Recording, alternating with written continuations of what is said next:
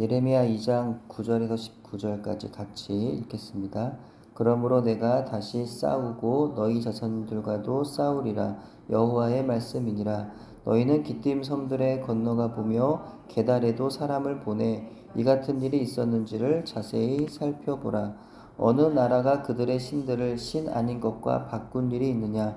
그러나 나의 백성은 그의 영광을 무익한 것과 바꾸었도다. 너 하늘아, 이 일로 말미암아 놀랄지어다. 심히 떨지어다. 두려워할지어다. 여호와의 말씀이니라. 내 백성이 두 가지 악을 행하였나니 곧 그들이 생수의 근원되는 나를 버린 것과 스스로 웅덩이를 판 것인데 그것은 그 물을 가두지 못할 터진 웅덩이들이니라. 이스라엘이 종이냐 씨종이냐 어찌하여 포로가 되었느냐. 어린 사자들이 그를 향하여 부르짖으며 소리를 질러 그의 땅을 황폐하게 하였으며 그의 성읍들은 불타서 주민이 없게 되었으며 놋과 다바네스의 자손도 내 정수리를 상하였으니 내 하나님 여호와가 너를 길로 인도할 때에 내가 그를 떠남으로 이를 자취함이 아니냐. 내가 시올의 물을 마시려고 애굽으로 가는 길에 있음은 어찌 됨이며 또 내가 그 강물을 마시려고 아수르로 가는 길에 있음은 어찌 됨이냐. 내 악이 너를 징계하였고 내 반역이 너를 책망할 것이라. 그런즉 내 하나님 여호와를 버림과 내 속에 나를 경외함이 없는 것이 악이요 고통인 줄 알라. 주 만군의 여호와의 말씀이니라. 아멘. 네, 오늘 말씀 예레미야 2장 9절부터 19절의 말씀이었습니다. 지난주일 설교의 서두에 우리의 죄의 근본이 어디에 있는지 말씀을 나누었습니다. 인간은 보통 죄를 겉으로 드러난 도덕적이고 윤리적인 것으로 이해하지만 사실 죄의 본질은 하나님으로부터 분리되는 모든 것들이라 이렇게 말씀을 드렸습니다. 즉 마음으로 하나님을 믿지 않는 것, 예수님이 아닌 육신의 것들을 주인으로 삼는 것을 죄라 하였습니다. 오늘 본문은 이스라엘 백성의 죄악에 대하여 언급하고 있습니다. 그들의 죄악은 겉으로 드러난 불순종과 우상 숭배인 것 같아 보입니다. 그러나 그들에게도 역시 본질적인 죄악은 그들의 마음이 하나님으로부터 떠나 하나님을 버렸다는 데 있는 것입니다. 2장 9절에 싸우고 싸우리라 라는 표현이 나옵니다. 보통 싸움이라는 것은 어떨 때 일어납니까? 양측이 어느 정도 비슷할 때 일어납니다. 물론 어느 한쪽이 지나치게 강한 경우에도 간혹 싸움이 일어나지만 대부분은 양쪽이 힘에 있어서나 인격에 있어서나 크게 다르지 않아서 싸움이 일어납니다.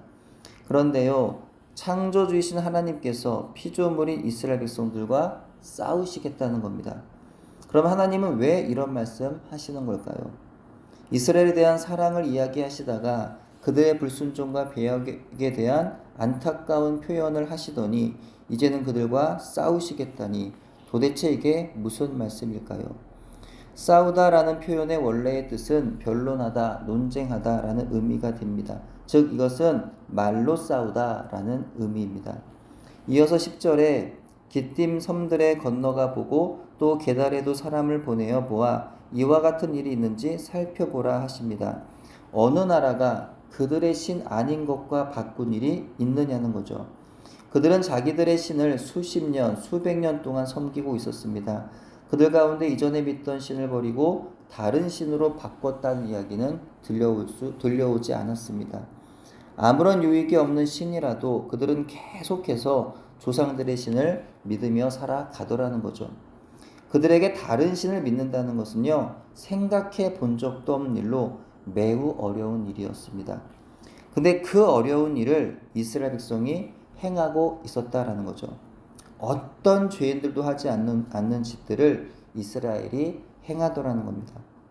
이방 민족이 하나님을 믿기로 했다거나 그들이 이스라엘의 신을 자기 나라로 가져가는 일은 없었는데 이스라엘은 하나님의 영광을 무익한 우상들과 바꾸어서 하나님을 버리고 수시로 이방신들을 수입하여 섬기고 있더라는 겁니다.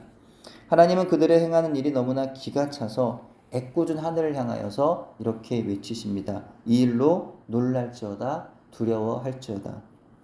이 백성들에게는요, 두 가지 악이 있었습니다. 생수의 근원이신 하나님을 버린 것과 스스로 웅덩이를 판 것인데 그 웅덩이는 터진 웅덩이였습니다. 여기서 중요한 표현은 내 백성이라는 표현이에요. 하나님 이스라엘 행동에 인간의 행동에 마음을 바꾸지 않으십니다. 신실하신 하나님이시기 때문입니다.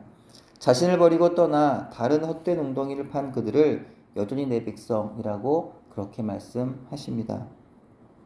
하지만 하나님은 그 이스라엘 백성들의 행위를 이해할 수가 없으셨습니다. 이스라엘 백성들에게는요, 자유가 있었어요. 예. 만약 하나님이 불의하시다면 이스라엘이 하나님을 떠날 수도 있었습니다. 근데 하나님은 불의하지도 않으시고 오히려 이스라엘에게 많은 유익을 주고 계셨음에도 불구하고 그들은 하나님을 떠났다는 거죠. 이 부분에 있어서 하나님은 그들을 이해하실 수가 없으셨던 겁니다.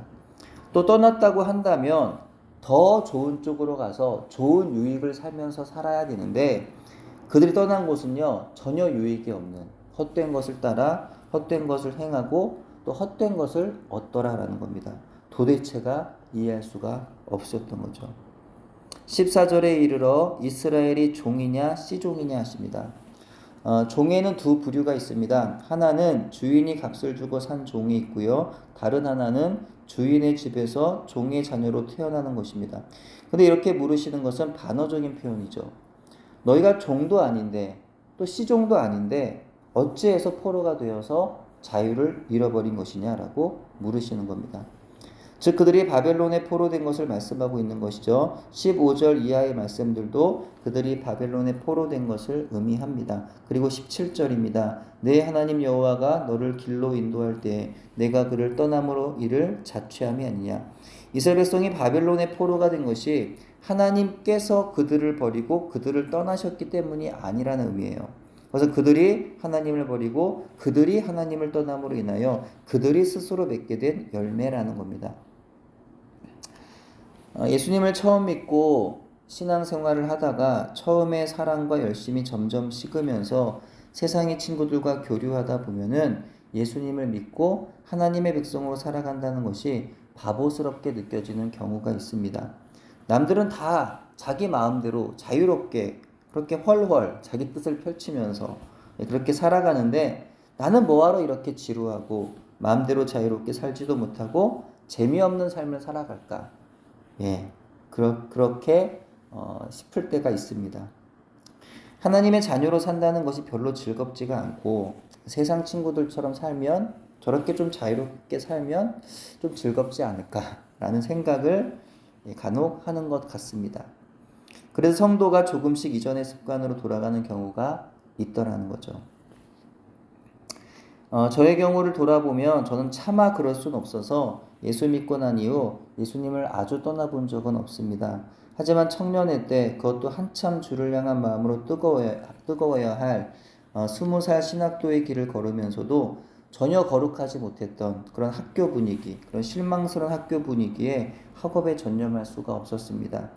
한동안 세상 친구들과 어울리면서 신앙과 불신앙 사이에서 소심한 방황을 했던 시기가 있었습니다.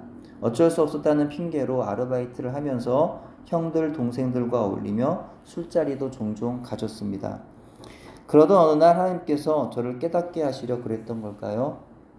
늦게 귀가하여 잠들고 일어난 다음날 아침 저는 각혈을 하였습니다. 가슴 깊은 곳에서 무언가 덩어리 같은 것이 울컥하고 올라오는데 피였습니다. 제 성정이 워낙 감정의 기복이 없는 편이라 그랬는지 아니면 올 게 왔구나. 약간의 그 죄책감을 가지며 살았었는데 이제 올 게 왔구나 했던 것인지 의외로 그렇게 놀랍지도 않았습니다. 난 이제 이렇게 죽는구나 하는 생각이 문득 들기는 했지만 왠지 그렇게 크게 두렵진 않았어요. 근데 당시 이렇게 죽으면 하나님 앞에서 너무 죄송하다라는 생각을 했던 것 같습니다. 그래서 하나님 앞에 회개하고 다시 정신 차리겠다고 주님을 위해 살겠다고 기도했습니다. 그리고 병을 치료하기 시작하였고 반년 정도 치료 끝에 깨끗이 나았습니다. 하지만 지금도 폐를 찍으면 과거의 결핵의 흔적이 남아있다는 그런 소견을 갖게 됩니다. 이스라엘 백성들이 바벨론의 포로가 되었던 것이 하나님께서 그들에게 분노하셔서 벌을 주신 것이 아니라 그들 스스로 택한 죄의 열매였던 것처럼 당시 제가 병에 걸렸던 건 역시도 하나님이 벌 주셔서 그런 게 아니라 제 죄의 열매였던 겁니다.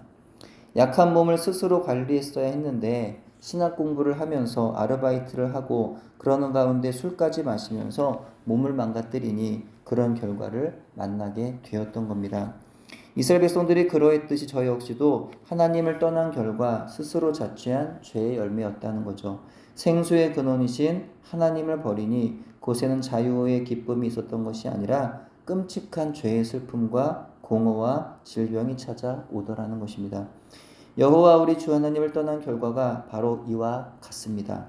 오늘 우리의 삶의 자리, 신앙생활의 자리에 여호와 하나님을 모셔드리는 저와 여러분 되기를 바랍니다. 모든 죄악에서 떠나 예수님과 동행하는 저와 여러분 되기를 바랍니다. 하나님을 떠나 터진 웅덩이인 세상의 돈과 명예와 쾌락을 바라보며 살아가는 자가 아니라 하늘의 복을 소망하며 살아가는 저와 여러분 되기를 간절히 소원합니다. 아멘. 기도할게요. 하나님, 이전에 하나님을 떠나 죄의 길에서 만족을 찾아보려 했던 시간들을 죄로 인정하며 회개합니다. 그날의 고난을 통해서 자신의 죄를 깨닫고 회개하여 돌이켰지만 여전히 지금도 때로는 하나님 말씀을 저버리고 내 뜻대로 살아보려고 하는 모든 시도들을 죄로 여기고 회개합니다. 용서하여 주시옵소서. 나의 계획과 나의 소원과 나의 방법대로 사는 것이 결코 나를 만족시키는 길이 아님을 깨달아 알게 하옵소서. 오직 길이요 진리요 생명이신 예수님의 말씀을 따르고 선하신 하나님 아버지의 뜻을 따라 끝까지 믿음을 지켜내는 저와 우리 모든 성도들이 되도록 주님 은총 베풀어 주시옵소서. 예수님 이름으로 기도합니다. 아멘.